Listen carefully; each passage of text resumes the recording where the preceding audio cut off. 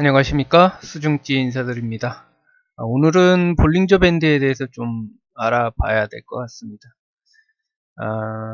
제가 종목을 선택하거나 할 때에는 볼링저 밴드를 꼭 보게 됩니다. 왜냐하면 볼링저 밴드가 세력선이라는 가정하에서 중요하게 생각하기 때문에 볼링저 밴드 선을 보게 되는 거고요. 일반적인 정의는 볼링저 밴드는 3개의 선으로 되어 있고 상부선, 하부선, 그 다음에 중심선, 이렇게 3개의 선으로 되어 있습니다. 그리고 상승을 할 때에는 그 중심선을 기준으로 지지를 해주면서 올라가고요. 하락을 할 때에는 중심선을 기준으로 해서 고점이 형성돼서 떨어진다고 그렇게 알려져 있고요. 실제로 그렇게 많이 움직이는 것을 알 수가 있습니다. 볼링저 밴드에 대한 요건 수식이고요. 보통은 함수로 되어 있는데요. 이 수식을 가지고 돌파 패턴이라든가 뭐 따로 함수를 만들 수가 있습니다. 그래서 적어 놓은 거고요. 종가와 고가와 저가를 더해서 3으로 나눈 평균값, 기간 동안의 평균값을 나타낸 거고요. 요거를 돌파하냐, 상승 돌파하냐, 하락 돌파하냐, 그거의 차이가 있습니다. 그리고 요거는 표준 편차인데요. 쉽게 얘기해서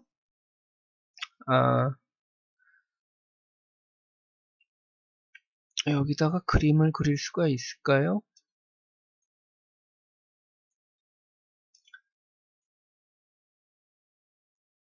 이거 하면 안 되고.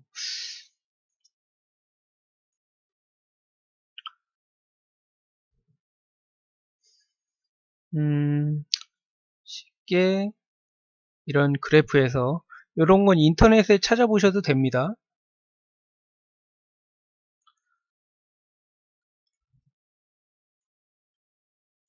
이렇게 쭉 나눴을 때 지금 보통은 2를 D1으로 넣고 사용을 하는데요. 그랬을 경우에 요 한 95%를 제외한 나머지가 올라가냐 아니냐, 그 올라가는 거에 대한 범위를 위아래로 표준 편차를 나타내 주는 거고요. 요거는 인터넷 찾아보셔가지고 한번 자세하게 설명 많이 나와 있으니까요. 저희는 뭐 요런 설명이 중요한 게 아니라 왜 이거를 세력선으로 잡았는지, 그리고 왜 요런 모양이 나오는지, 그거에 대해서만 알고 넘어가도록 하겠습니다. 우선 볼링저 밴드가 누워 있을 경우에는 일직선으로 이렇게 누워 있잖아요. 그랬을 경우에는 볼링저 밴드 상단, 하단이 고점, 저점을 형성해서 많이 움직입니다. 그리고 볼링저 밴드가 상승 추세일 때에는 중심선을 기준으로 상단, 하단을 왔다 갔다 하면서 움직입니다. 그리고 볼링저 밴드가 하락 추세일 때는 이 중심선을 기준으로 고점, 저점이 형성이 됩니다. 이런 특징이 있습니다. 그리고 모든 차트에는 100%라는 게 없습니다. 항상 변수가 나와 있는데요. 그 변수에 대해서는 하나씩 찾아가시면서 경험상으로 경험을 늘리셔야 됩니다.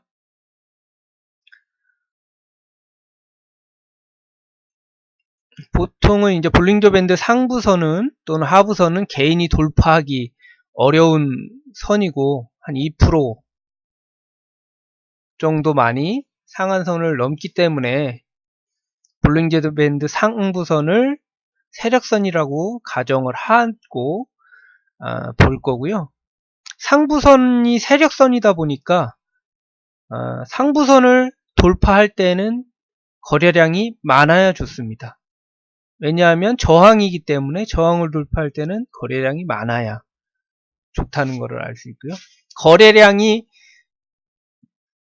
얼마만큼이 많냐고 물어봤을 때는 보통 전문가들이나 뭐 이렇게 물어봤을 때는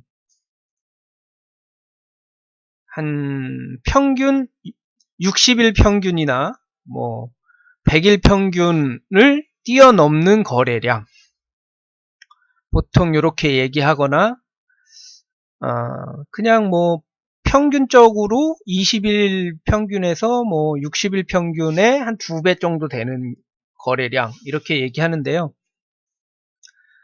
이렇게 됐을 때는 조금 문제가 있습니다.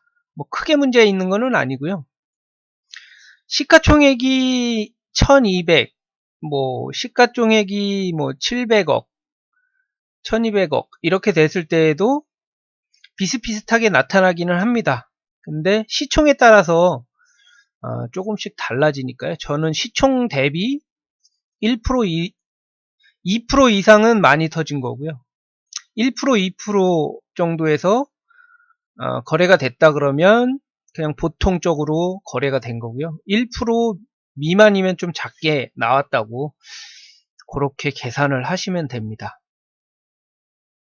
이거는 아마 아무도 얘기를 하는 사람이 없을 거예요. 만약에 700억 시총이라 그러면 1%면 7억입니다. 7억 거래량이 나오면 그냥 보통으로 좀 터졌구나.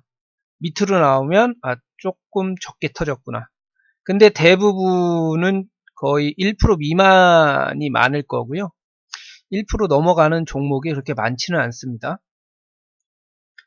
그리고 주가가 뭐 몇 프로 정도가 유통되는지에 따라서도 좀 달라질 수가 있겠죠. 그러면 뭐 3배, 4배, 5배 정도까지도 나올 수 있습니다.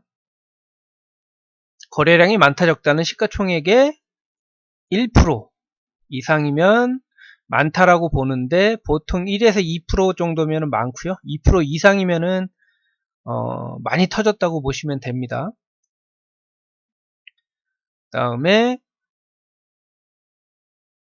볼링저 밴드를 뚫은 지점을 기준으로 지지점을 만들어 줍니다. 근데 이건 100%가 아니고요. 여기에 기준선을 포함해서 같이 봐줘야 정확하게 맞아 들어갑니다. 그리고 볼링저 밴드 선과 이평선이 만날 경우에 또 지지 또는 저항이 또 강할 수 있고요. 그리고 뭐 땅바다 패턴이라고 있는데요. 땅바다 패턴에 대해서도 나중에 설명을 드릴 거지만, 접어들 때에 볼링저 밴드를 돌파하면 상승이 강합니다. 그리고 항상 시간 개념이 들어갑니다. 그래서 급하게 서두르지 않으셔도 매수 기회는 오니까요. 다른 거 필요 없고 딱 3가지만 알고 계시면 됩니다. 수평으로 누워 있으면 볼링저 밴드 상부 하단선이 고점 저점이다. 볼링저 밴드가 상승으로 기울기가 상승 추세일 때는 21선 근처에서 저점을 형성하고 볼링저 밴드 상단에서 고점을 형성한다. 그리고 볼링저 밴드 하단 추세일 때는 하락 추세일 때는 하단에서 중심선이 고점이고 하단에서 저점을 이룬다. 요렇게만 딱 외워주시기 바랍니다. 근데 이게 100% 맞는 건 아니고요. 안 그럴 수도 있습니다. 그런 것들을 골라내기 위해서 여러 가지 보조 지표를 이용해서 사용하고 있고요. 예를 한번 들어보겠습니다. 이건 대표적인 종목 삼성전자인데요. 우선은 다른 것들은 다 지워볼게요. 뭐 바다 강세 요거는 놔두고 기준선도 지워볼게요. 왜 기준선이 중요하냐 하면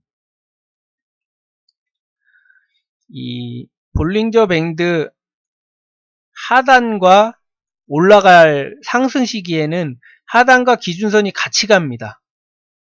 대신에 하락 추세일 때는 이 상부선과 볼링저 밴드 선이 같이 움직입니다. 그래서 이 하단선과 이 중심선과 볼링저 밴드 선을 같이 뚫지 않는 이상은 상승 추세로 바뀌지가 않습니다. 그래서 저점을 잡아내는 데에 이 두 가지가 같이 돼야 알 수가 있습니다. 이렇게 쉽게 얘기해서 어디서부터 올라갔냐라고 하면 요 같이 만나는 요 지점을 뚫고 올라가서 이 지점을 뚫고 올라가서 고점이 더 이상 나타나지 않을 때 상승 추세로 바뀌면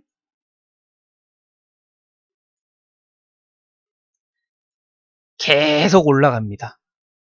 요 라인을 깨고 올라갈 때는 요 지점이 매물대가 있습니다. 근데 보기 쉽게 딱딱 잡혀주니까 좋죠. 요 매물대가 이렇게 크로스되는 때 거기를 뚫고 올라갈 때 매수 가능하고요. 이 지점을 지켜주다가 뚫고 올라갈 때 그리고 지켜주죠. 지점을. 그러면 매수 가능한 겁니다. 간단하게 쉽게 볼 수가 있어요. 그러면 기준선을 한번 지워보겠습니다. 그리고 바다육지 땅바닥 패턴도 한번 지워보고요. 그러면 볼링저 밴드 선이 나와 있으니까요. 볼링저 밴드 한번 확인해 볼까요?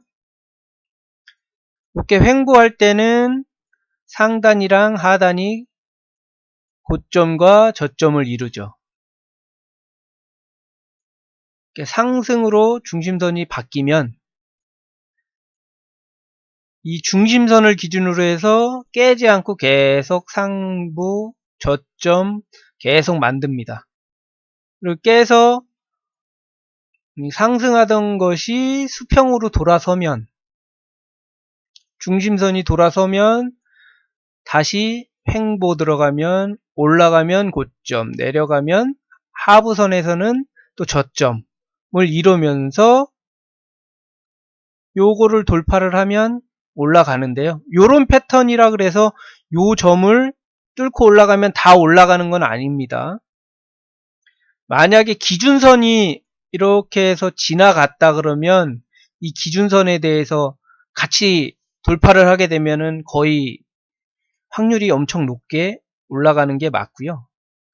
기준선이 아니고 기준선은 여기 있는데 볼링저 밴드만 올라갔다 그래서 올라갈 확률은 또 떨어집니다. 올라가는 것도 있고요.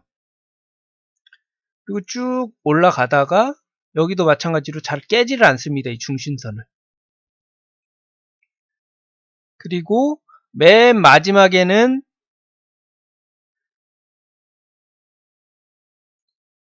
보통은 이 반등을 줄 때에는 하루나 이틀, 뭐 많아야 3일 정도에서 안 깨는 모습을 보이면서 깨는 모습도 뭐 나쁘지 않습니다. 깼다 그래서 아예 안 올라가는 게 아니에요. 하지만 고점에서는 안 깨는 모습을 하나, 둘, 셋, 넷, 다, 일곱, 여덟, 8일 동안 깨지 않는 모습을 자꾸만 보여줍니다. 그 전에서는 아니면 깨버리던가 아니면 깼다가도 바로 올립니다. 깼다가도 이렇게 바로 올립니다. 안 깨는 모습을 보여주질 않아요. 그냥 깨면 바로 올리고, 여기도 깼다가 올렸다가 하면은 더 올라갈 수 있는데, 항상 고점에서는 안 깨고 딱딱딱딱딱 지켜주는 모습이 나옵니다. 그리고 돌아가죠. 얘가 이렇게 돌아가죠. 그럼 여기서는 누가 파는 거죠. 이럴 때는 조심해야 됩니다. 이럴 때는 급락이 나올 가능성이 많습니다. 한참 많이 떨어지기 전에는 이런 패턴이 나옵니다. 보통은 뭐 삼각수렴이라 그러는데, 삼각수렴은 이런 데서 나올 수 있는 게 아니고요. 삼각수렴은 잘 보셔야 됩니다. 이 돌파하고 하락하고 할 때에, 만약에 삼각수렴형이라면 이 올라가는 추세에서 여기서 딱 뚫어줘야 되는데요. 이건 하부로 뚫었기 때문에 하락에 더 크게 비중을 실을 겁니다. 그리고 딱 보셨을 때에 이 음봉이 많죠. 음봉이 많고 윗꼬리가 많고, 그리고 제일 중요한 건 이 중심선을 딱딱딱딱 지켜주면서 여기는 뱃머리가 돌아가듯이 이렇게 돌리고 있다는 거가 굉장히 중요합니다. 그리고 하락을 할 때에는 이제 한 번에 하락은 안 하는데, 그래도 하락으로 돌아가면 쉽게 돌리지를 못합니다. 여기도 마찬가지고 하락할 때에도 수평으로 누워있을 때는 고점 저점이 나타나고, 더 떨어지고 다시 고점 저점 나타나고, 이 21선을, 이 중심선을 잘 돌파를 못합니다. 그리고 이렇게 기준선이 따라오는데 얘가 올라가려면 다시 뱃머리를 돌려야 되기 때문에, 이 뱃머리를 돌리려면 한참 더 기다려야 갈 수가 있거나, 아니면 이 삼성전자나 이런 종목들은 한번 방향이 바뀌면 바로 V자 반등으로 가능할 수가 있습니다. 왜냐하면 ETF라든가 펀드라든가 이런 쪽에서 돈이 유입되기 때문에 V자 반등이 가능한 종목이고요. 코스닥의 그 저가 종목들, 시가총액이 크지 않은 종목들은 거의 V자 반등이 나올 수가 없는 구조입니다. 왜냐하면 펀드라든가 이런 쪽 돈이 들어오질 않기 때문에요. 그런 쪽들은 이렇게 그릇 모양, 이 원형 바닥이라 그러죠. 쉽게 말해서 원형 바닥 후에 올라가는 모습을 많이 보입니다. 그리고 이 원형 바닥도 굉장히 개인들이 좋아하기 때문에 이 원형 바닥에서 속여 먹는 패턴이 있습니다. 그것도 조심하셔야 되고요. 그 다음에 한번 업종을 한번 볼까요?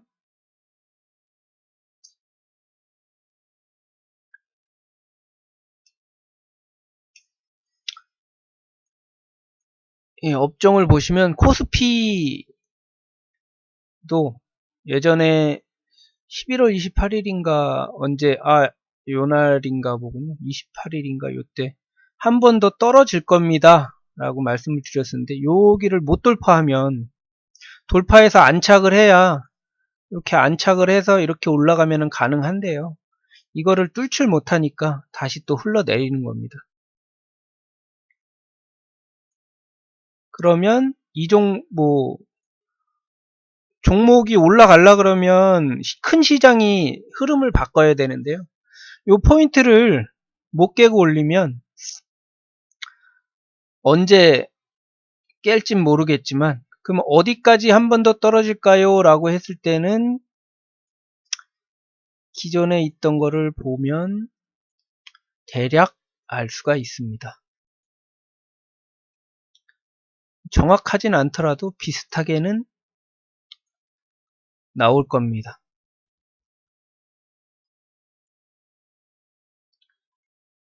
그러면 신기하게도 저점 맞았죠? 고점 맞았죠? 요 상단을 못 뚫으니까 다시 떨어지죠? 그러면 1985까지도 밀릴 수가 있는데 2020포인트를 지켜주냐 못 지켜주냐, 거기에 큰 의미가 있을 것 같습니다. 그리고 2057 정도가 편안하게 돌파해주면서 강하게 올려줘야 올라갈 수 있다라고 생각하시면 되고요. 우선은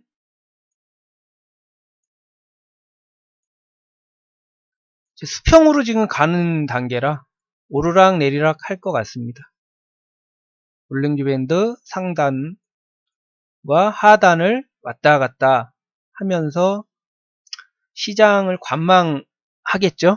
그리고 내년 3월까지는 아직까지 뭐 미중 무역 전쟁이 끝난 게 아니기 때문에 거기에 좀 영향을 많이 받을 것 같습니다. 그리고 달러가 약세로 돌아서야, 그리고 위안화와 뭐 엔화 등 강세로 돌아서야 그때서부터 주식은 우리나라 주식이랑 뭐 중국도 마찬가지고 강세장으로 아마 바뀌지 않을까 생각을 합니다. 그러면 몇 개 좀 볼까요? 코스피까지 봤고요. 그 삼형 엠텍이라는 종목인데요. 삼형 엠텍도 이 기준선을 넘어섰기 때문에 뭐 바로 갈 수도 있지만 이렇게 눌렸다가 갈 확률이 높습니다. 국동도 마찬가지죠. 국동은 요 선을 깨진 않았는데 만약에 요 선을 깨서 올리려면 한번 매물을 소화를 했기 때문에 강하게 밀치면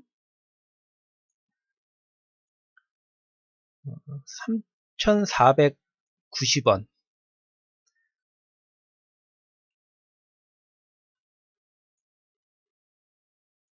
3,350원에서 3,490원 요 사이까지는 한번 뚫을 수도 있지 않을까 그렇게 생각을 합니다. 왜냐하면 요 매물대가 좀 있기 때문에 좀 많아요.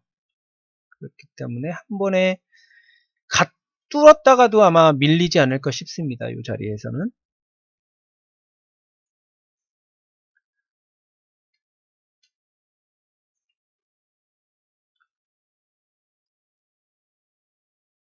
그리고 요 에코바이오라는 종목인데요. 거래량하고 요걸 보시면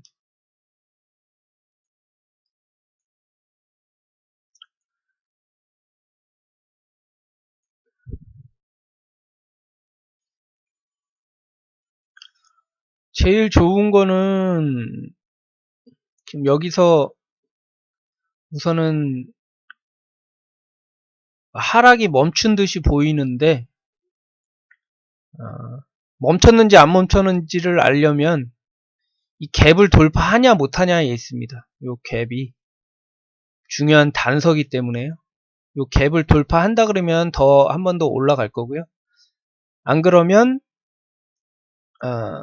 21선 요 근처까지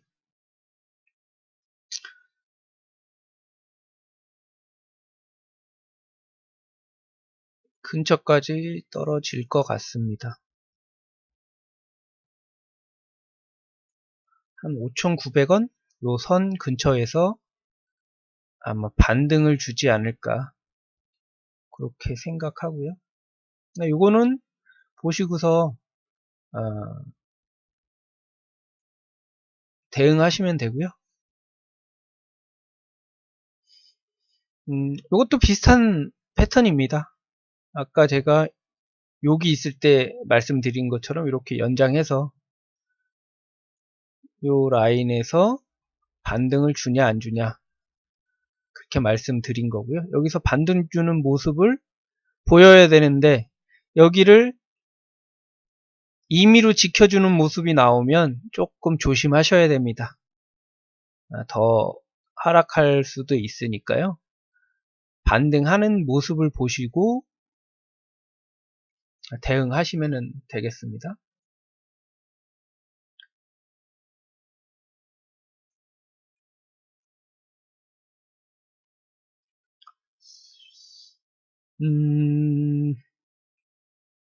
그리고 요거 같은 경우에는 이제 국일제지 같은 경우에는 큰 이평선 위에서 오늘 반등은 토끼같이 이렇게 해주는 게 좋습니다. 요런 게 진짜 반등입니다. 반등은 요런 게 반등이다. 거래량도 적당히 터져줬고, 왜냐하면 이 종목은 여기만 올라가면 위에 아무것도 없어요. 매물이 크게 없습니다. 여기까지만 한번 올려주면 또 갈 수 있는 여력이 있기 때문에 관심 종목으로 넣어 두셨다가 이게 정말로 가는구나 라고 했을 때에는 뭐 잡아보셔도 크게 상관은 없을 것 같습니다. 하지만 이제 손절 라인은 꼭 지키셔가지고 대응하시면 될 것 같습니다. 요 라인에서 지지는 해줘야 되는데요. 뭐 떨어지면 더 떨어질 수도 있습니다. 여기까지도 보셔야 되는 라인이고요. 여기까지는 아니더라도 요 위에까지 한 925원까지는 볼 수도 있습니다. 그래서 이 차트라는 거는 어떻게 변할지 모르기 때문에 그때 상황에 따라서 대응을 좀 하셔야 되고요. 제가 드리는 거는 큰 그림에서만 말씀을 드리는 겁니다. 이 서린바이오 같은 경우도 중요 지점은 넘어갔기 때문에요. 요 지점에서 요 기준선이랑 볼링저 밴드 선이랑 이 크로스되는 요 선들이 중요 매물대가 있습니다. 찍어놓고 보시면 매물대가 있기 때문에 맞고 떨어지고 하는 거니까요. 요걸 보셔서 넘어간다 라고 했을 때는 여기 같은 경우에는 기간도 또 엄청 많이 샀죠. 기간 보유 수량이 엄청나게 늘었죠. 여기서 늘고 올라가고 큰 시장에서는 크게 는 건 아닌데 그래도 좀 늘어났기 때문에 뭐 관심 종목에 넣어 두셔서 보시면 좋을 것 같고요. CNC 에너지 같은 경우도 예전에 말씀드렸었는데 요거를 넘어가서 요 라인에서 지지하는 모습이 나오면 더 올라갈 수 있다. 이렇게 말씀드린 종목이고요.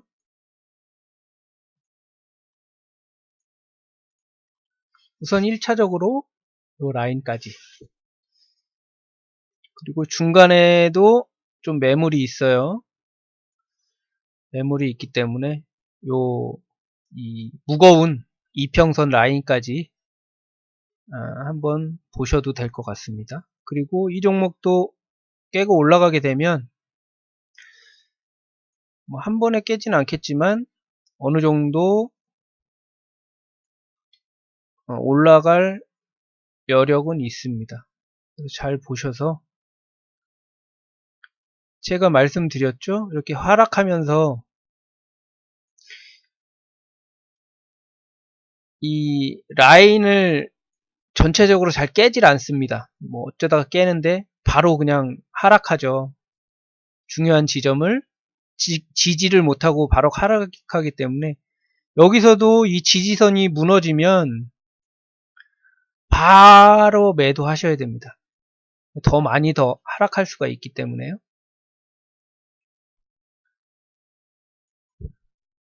파인 디지털 같은 경우도 요 라인을 넘어줘야 되는데요. 요 라인을 넘어서 지지하는 모습을 못 보이면 요것도 조금 떨어질 확률이 있습니다. LVMC 홀딩스 차트인데요.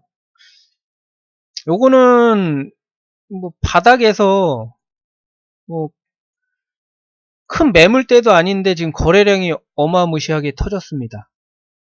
그러면 요런 거를 뭐 손바뀜이 바뀌었다라고 얘기할 수도 있죠. 누군가가 들어온 거죠. 흔적입니다. 누군가가 들어오고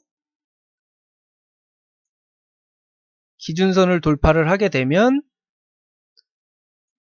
이것도 한번 갈 수는 있겠죠. 요 라인 근처까지는. 여기는 조금 매물이 있으니까요. 한번 올렸다 뺄 수도 있습니다. 오늘은 종목까지 한번 봤고요. 볼링저 밴드 세 가지 명심하시기 바랍니다. 수평일 때는 상단선이 고점이 되고 하단선이 저점이 될 확률이 높다. 상승 시에는 중심선을 기준으로 저점을 형성할 가능성이 높고 상단선을 중심으로 고점이 형성이 된다. 그리고 하락할 때에는 중심선을 기준으로 고점을 형성을 하고 하단선을 기준으로 저점을 형성을 한다 라고만 이해하시고요. 기준선과 볼링저 밴드 선이 크로스되는 데에서 그 지점을 돌파할 때에 거래량이 터지고 상승 바닥을 만든다. 요거까지만 명심하시면 매매하시는 데 큰 도움이 되실 거라 생각이 듭니다. 오늘은 여기까지 하겠습니다. 수중지였습니다.